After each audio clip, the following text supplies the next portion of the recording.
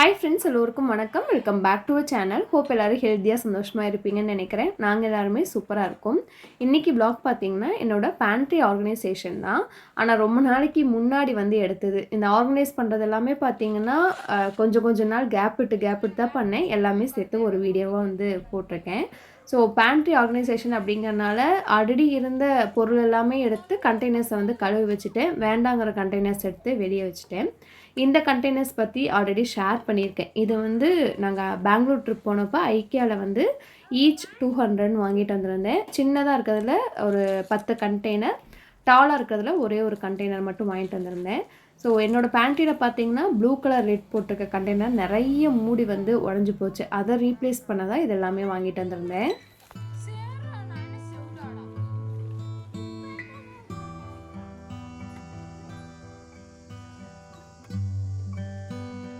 எனக்கு டே டைமில் பார்த்தீங்கன்னா பேக் டு பேக் ஏதாவது ஒரு ஒர்க்கு இருந்துகிட்டே இருக்குது. ஆனால் அன்றைக்கி எப்படி பிளான் பண்ணேன்னா, சரி நைட் ஒரு 7 மணி வாக்கில் இதெல்லாம் வாஷ் பண்ணி வச்சுட்டோம் அப்படின்னா நைட் சமைச்சு சாப்பிட்டு முடிச்சிட்டோம்னா இதுவும் கரெக்டாக காஞ்சிரும். எல்லாத்தையும் ரீஃபில் பண்ணி வச்சுட்டு தூங்க போயிடலாம் அப்படிங்கிற ஒரு பிளானிங்கில் தான் 7 மணிக்கு எடுத்து எல்லாம் வாஷ் பண்ணி வச்சுட்டேன்.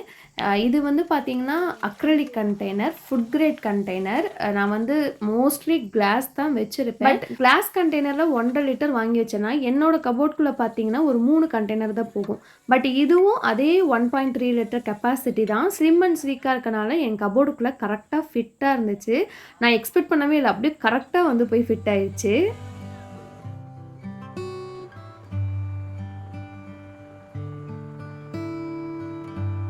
டைம் பார்த்தீங்கன்னா 9 to 9:30 இருக்கும். நாங்கள்லாம் சமைச்சு சாப்பிட்டு கிச்சனை க்ளீன் பண்ணிவிட்டு அதுக்கப்புறம் தான் ஆர்கனைஸ் பண்ண ஸ்டார்ட் பண்ணேன். நல்லா காஞ்சிருந்தாலுமே கொஞ்சம் தண்ணி இருந்தாலும் பருப்பெல்லாம் பூச்சி வைக்க ஸ்டார்ட் ஆயிரும். அதனால் எல்லாத்தையுமே டிஷ்யூ பேப்பர் வச்சு ஒரு வாட்டி நல்லா தொடச்சி விட்டுட்டேன். நான் ஒரு ப்ளூ கலர் கண்டெய்னர் சொல்லியிருந்தேன்ல, இதுதான். மூடி பார்த்தீங்கன்னா ஆல்மோஸ்ட் எல்லா கண்டெய்னருக்குமே இந்த மாதிரி பிரேக் ஆகி இருந்தது. ஏர் டைட்டாக இல்லை. இந்த மாதிரி பிரேக் ஆகிருந்தால் எப்படி ஏர் டைட்டாக இருக்கும் சொல்லுங்கள். அதனால் இதை ரீப்ளேஸ் பண்ணுறதுக்கு அந்த கண்டெய்னர்ஸ் வாங்கிட்டு வந்திருந்தேன். நான் இன்றைக்கி ஆர்கனைஸ் பண்ணுறேன்னு பிளான் பண்ணுறதுனால என்னென்ன இல்லை அப்படிங்கிறத எழுதிட்டு போயிட்டு டிபார்ட்மெண்ட் ஸ்டோரில் எல்லாம் வாங்கிட்டு ஒரே டைமில் எல்லா வேலையும் முடிச்சிடலாம் அப்படின்னு பிளான் பண்ணி தான் எல்லாம் வாங்கிட்டு ரீஃபில் பண்ண ஸ்டார்ட் பண்ணேன். ஸோ எனக்கு 1.3 லிட்டரில் பார்த்திங்கன்னா ஃபுல்லாக பருப்பு வெரைட்டிஸ் போட்டு வச்சா கரெக்டாக இருக்கும். மசாலாலாம் அப்பப்போ தேவையானதை ரெடி பண்ணி யூஸ் பண்ணிக்கோமா, அதனால் அதுக்கு சின்ன கண்டெய்னர் இருந்தால் போதுன்னு பெருசில் நிறையா அந்த லார்ஜ் குவான்டிட்டியில் இருக்க பருப்பு வெரைட்டிஸ் தான் மோஸ்ட்லி நான் ஸ்டோர் பண்ணி வச்சேன்.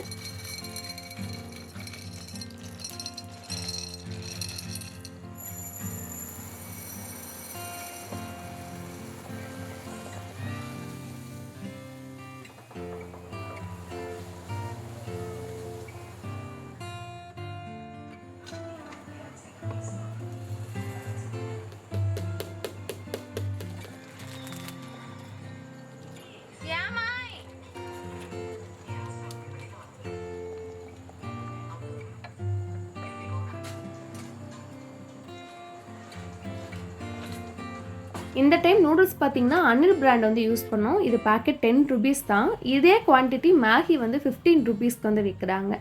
ஸோ டேஸ்ட்டும் பார்த்திங்கன்னா அனிலோடது நல்லா இருந்தது. யூஸ் பண்ணியும் நாங்கள் பார்த்துட்டோம். நீங்கள் அனில் வேணால் ட்ரை பண்ணி பாருங்கள். 10 ரூபா தான்.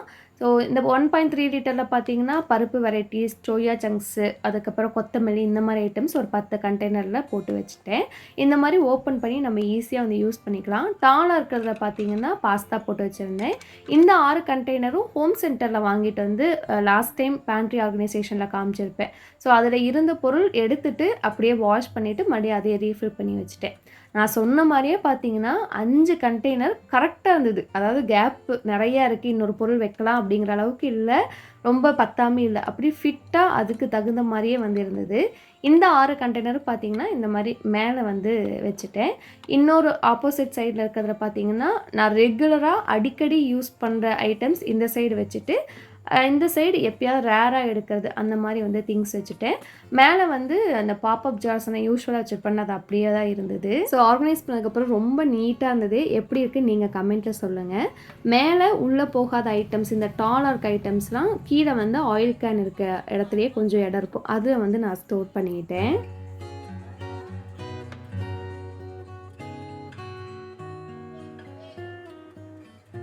பேண்ட்ரி ஆர்கனைஸ் பண்ணி ஒரு 10 நாள் கழிச்சு தான் மறுபடியும் வந்து நான் கீழே கவுண்டர் டாப் வந்து ஆர்கனைஸ் பண்ண ஸ்டார்ட் பண்ணேன். இதில் காமிச்சிருக்க இந்த செராமிக் ஜார்ஸோட டீட்டெயில் ஷார்ட் வீடியோலேயே நான் ஷேர் பண்ணியிருந்தேன். பாட்ஸ் அண்ட் கிராக்ஸ் அப்படிங்கிற இன்ஸ்டா பேஜ்லேருந்து வாங்கினது. குவாலிட்டி எனக்கு உண்மையாகவே வந்து ரொம்ப சாட்டிஸ்ஃபைடாக சூப்பராக இருந்தது. பேண்ட்ரி கீழே வந்து கொஞ்சம் ஓப்பன் ஸ்பேஸாட்ட விட்டுருப்பேன். எதுக்காகனா டீ, காஃபி, சுகர் வந்து அங்கேயே வச்சுக்கலாம். ஏதாவது சட்டுன்னு எனக்கு தேவைப்படுற ஐட்டம்ஸ் எல்லாமே வந்து முன்னாடியே வந்து வச்சுருப்பேன். இப்போ ஒரு பிஸ்கட் டின் காமிப்பேன் பாருங்கள். இதில் பிஸ்கட் போட்டுக்கிறதுல இந்த மாதிரி ஓப்பன் பண்ண மசாலா பாக்கெட் ரப்பர் பேண்ட் போட்டு முன்னாடியே வச்சுக்குவேன். இந்த கரம் மசாலா, சிக்கன் மசாலா, மட்டன் மசாலா எப்பயாவது தேவைப்படும் அப்படின்னு அதில் போட்டு அங்கே வச்சுருக்கேன். பக்கத்துலேயே 1 லிட்டர் ஒரு மெஷரிங் ஜார். அதே ஓப்பன் ஸ்பேஸ்லேயே பார்த்தீங்கன்னா கிளாஸ் கண்டெய்னரில் காஃபி தூள், டீ தூள், சக்கரை போட்டு வச்சுருப்பேன். அதுக்கு பதிலாக இந்த செராமிக் கண்டெய்னர்ஸ் வந்து வாங்கியிருந்தேன். இது என்னோடய வீட்டோட தீமுக்கு ஏற்ற மாதிரியே ஒயிட் வித் மெரூன் அந்த மாதிரி இருந்தது. கொஞ்சம் கூட யோசிக்கல. நான் இந்த நேமிங் போட்டது ரொம்ப நாளாக தேடிட்டே இருந்தேன்னா கிடைச்சதும் டக்குன்னு வந்து வாங்கிட்டேன். கெப்பாசிட்டி வந்து நிறையா பிடிச்சிது. அட் த சேம் டைம் பார்க்குறக்கும் நீட்டாகவும் இருந்தது, ஏர் டைட்டாகவும் இருந்தது. ஸோ ஆர்கனைஸ் பண்ணதுக்கப்புறம் எனக்கு ரொம்ப பிடிச்சிருந்தது.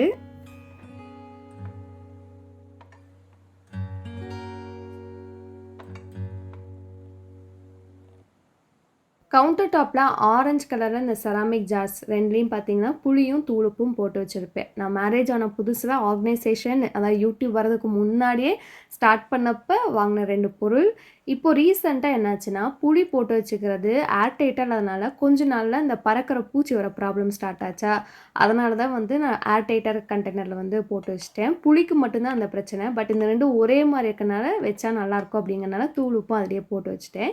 இன்னொரு ஜாடியில் பார்த்தீங்கன்னா ஊறுகாய் போட்டு அந்த மேலே ஈஸியாக எடுக்கிற இடத்துலையே வந்து வச்சுட்டேன். இந்த ஆர்கனைசர் வந்து பார்த்தீங்கன்னா ஷார்ட் வீடியோவில் கூட ஒருத்தர் கேட்டிருந்தீங்க.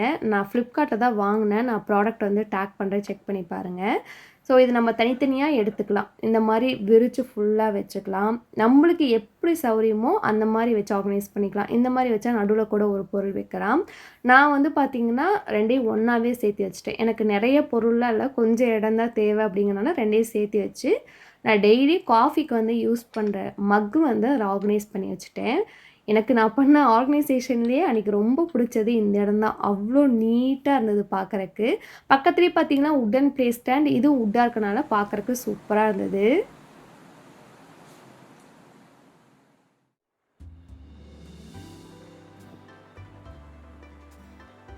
ஒரு வழியாக ஆர்கனைசேஷன் எல்லாமே கேப் விட்டு முடிச்சுட்டேன். எல்லா வேலையும் வந்து முடிஞ்சுது. அப்படியே வீடியோ பார்த்தீங்கன்னா ஒரு நாள் மார்னிங் ரொட்டீன்லேருந்து ஸ்டார்ட் ஆகுது. வழக்கம் போல் லஞ்ச் பாக்ஸ் ப்ரிப்ரேஷன் தான். அன்றைக்கி வந்து பார்த்திங்கன்னா சோயா சங்க்ஸ் வந்து போட்டு ரைஸ் வந்து கிளறி கொடுத்துருந்தேன். காலையில் தோசைக்கோட நிலக்கடலை சட்னி. நான் வரும்போதே அத்தை சாதம் வச்சு நிலக்கடலை சட்னிக்கு தேவையான எல்லாமே வந்து வதக்கி எடுத்து வச்சாங்க. வந்து அரைச்சிட்டு அப்புறம் நான் வந்து டிஃபன் பாக்ஸ் ரெடி பண்ண ஸ்டார்ட் பண்ணேன். இந்த நிலக்கடலை சட்னி பார்த்திங்கன்னா சாதத்துக்கும் சூப்பராக இருக்கும். அட் த சேம் டைம் அது வந்து தோசை, இட்லி எல்லாத்துக்குமே ரொம்ப நல்லாயிருக்கும். நான் ஷார்ட் வீடியோவில் இந்த வீக் கண்டிப்பாக வந்து ஷேர் பண்ணுறேன். சூப்பராக இருக்கும். எங்களுக்கும் சேர்த்தியே வந்து அத்தையெல்லாம் வதக்கி வச்சுருந்தாங்க. நான் அரைச்சி எடுத்து வச்சுட்டேன். தீபிக்கு பார்த்தீங்கன்னா காஃபி, டீ, மில்க் குடிக்கிறது அந்த மாதிரி எந்த பழக்கமே கிடையாது. மார்னிங், ஈவினிங் 2 டைம்லேயும். இப்போ கொஞ்ச நாளாக பார்த்தீங்கன்னா நான் லேகனுக்கு இந்த ஹோம்மேட் போன்விட்டா ரெடி பண்ணுவேன்ல, அதை வந்து போட்டு கொடுத்துட்ருக்கேன். பஸ்ஸில் போகும்போது தான் பிரேக்ஃபாஸ்ட் சாப்பிடுவா. அது 8:30 ஆகிரும். 6:30க்கு ஏதாவது கொஞ்சம் குடிச்சிட்டு போனால் ஃபில்லிங்காக இருக்குன்னு 2 பேருக்கும் ஒரே டைம்லேயே போட்டு கொடுத்துருவேன். அவங்களுக்கு போட்டு கொடுத்துட்டு அப்படியே சாதமும் வந்து தாளித்து விட ஸ்டார்ட் பண்ணேன். இது குயிக்காக செஞ்சிடலாம். எப்பயும் சொல்கிற மாதிரி ரொம்ப சிம்பிள் தான். எண்ணெய் விட்டு கடுகு, காஞ்ச மிளகாய், கருவேப்பிலை போட்டு பொரிஞ்சதும் ஒரு பெரிய வெங்காயம் பொடியாக கட் பண்ணது நல்லா வந்து வதங்க விட்டுங்க. வெங்காயத்தோட அந்த ஈரப்பதம்லாம் போனதுக்கப்புறம் ஒரே ஒரு சின்ன சைஸ் தக்காளி, 1 டீஸ்பூன் வந்து இஞ்சி பூண்டு பேஸ்ட்டு இதெல்லாம் போட்டு நல்லா குழஞ்சதுக்கப்புறம் எப்பயும் போல் மசாலா ஐட்டம் எல்லாம் ஆட் பண்ணிக்கலாம். கொஞ்சம் மஞ்சள் தூள், 1/2 ஸ்பூன் வந்து மல்லித்தூள், வரமிளகாத்தூள் 2மே வந்து போட்டிருக்கேன். முக்கியமானது பார்த்திங்கன்னா சிக்கன் மசாலா. நான் சக்தி மசாலா பிராண்டை வந்து யூஸ் பண்ணியிருக்கேன். சிக்கன் மசாலா போட்டு கொஞ்சம் உப்பு போட்டு லைட்டாக தண்ணி விட்டு நல்லா எண்ணெய் பிரிஞ்சதுக்கப்புறம் நம்ம ஊற வச்சுருந்த சோயா சங்க்ஸை ஒரு 2-3 வாட்டி நல்லா பிழிஞ்சிட்டு அதுக்கப்புறம் வந்து சேர்த்துக்கோங்க. இப்போ அதில் லைட்டாக தண்ணி விட்டுட்டோம் அப்படின்னா அந்த உப்பு காரெல்லாம் சோயா சங்க்ஸை வந்து இறங்கி நல்லா எண்ணெய் பிரிஞ்சு வரும். ஸோ அது வந்து வேகட்டும். இன்னொரு சைடில் பார்த்தீங்கன்னா காலையில் சாப்பாட்டுக்கு தோசையும் வந்து ஊற்றிட்டு இருந்தேன்.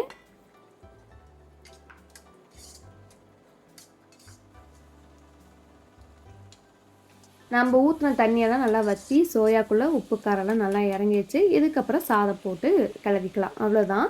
நீங்கள் கிளறும் போது உப்பு காரம் பத்தலைனாலும் வரமிளகாத்தூளும் உப்பு சேர்த்து கிளறிக்கலாம். எனக்கு உப்பு மட்டும் பத்தலை, கொஞ்சம் போட்டு வந்து கிளறினேன். கடைசியாக கொஞ்சம் கொத்தமல்லி தழை தூவி இறக்கிட்டிங்கன்னா சூப்பராக இருக்கும். ட்ரை பண்ணி பாருங்கள். இது இஞ்சி பூண்டு ஃப்ளேவர், சிக்கன் மசாலா ஃப்ளேவரோடு இருக்கிறனால சைடிஷே தேவைப்படாது. அப்படி கொடுக்குறதா இருந்தால் நீங்கள் ஒரு எக் ஆம்லெட் வந்து போட்டு கொடுக்கலாம், சூப்பராக இருக்கும். ஸோ சோயாவில் வந்து கிளறின சாதம், அதுக்கப்புறம் தோசை, நிலக்கடலை சட்னி எல்லாமே பேக் பண்ணிவிட்டு தீபி கிளம்பிட்டா. அதுக்கு இன்னொரு தோசையை ஊற்றிருந்தோம்.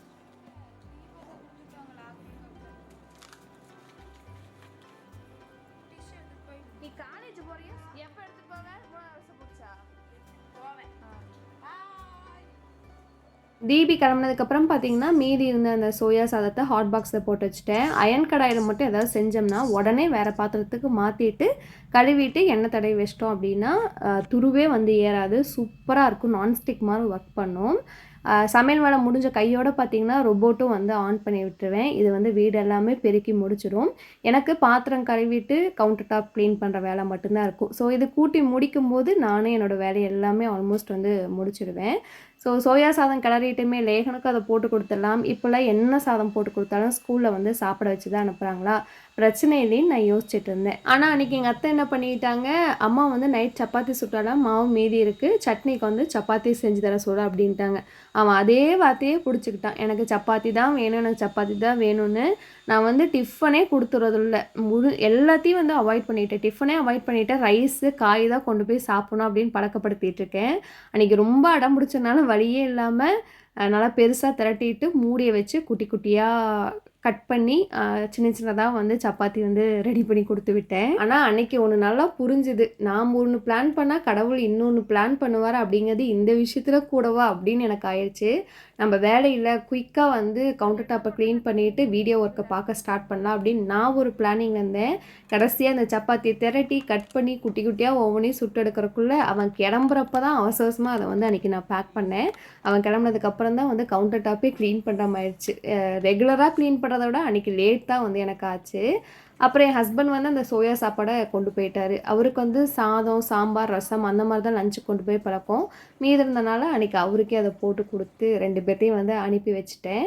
அன்றைக்கி தேர்ஸ்டே அப்படிங்கிறதுனால எனக்கு வீடு க்ளீனிங் ஒர்க்கும் இருந்தது. அதனால தான் எல்லாத்தையும் முன்னாடியே பிளான் பண்ணி கடன்னு முடிச்சிட்டு இருந்தேன். ஆனால் எல்லாமே மாறி போனால வீடு க்ளீன் பண்ணி முடிக்கிறதுக்கும் எனக்கு ஒரு 3 மணி பக்கம் வந்து ஆகிருச்சு. ஸோ இந்த ஸ்பின்னர் மாப் வந்து பார்த்திங்கன்னா நான் டிமார்ட்டில் வந்து பர்ச்சேஸ் பண்ணிட்டு இருந்தேன். குவாலிட்டி வந்து சூப்பராக இருந்தது. ஸோ இது ஒரு சின்ன லாங் வீடியோ தான், முடிஞ்ச அளவுக்கு பெருசாக போட ட்ரை பண்ணுறேன். நெக்ஸ்ட் வீக் இன்னொரு இன்ட்ரெஸ்டிங்கான வீடியோவில் மீட் பண்ணலாம். தேங்க்ஸ் ஃபார் வாட்சிங். Bye bye.